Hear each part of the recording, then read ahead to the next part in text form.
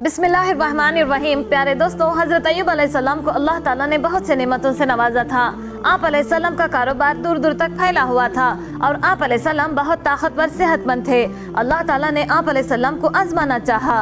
एक दिन आपका मकान गिर गया और आपके सारी औलाद इस हादसे में ख़त्म हो गए और आपके सारे जानवर बीमार होकर ख़त्म हो गए और आपके बागात भी तबाह हो गए, कुछ भी बाकी ना रहा।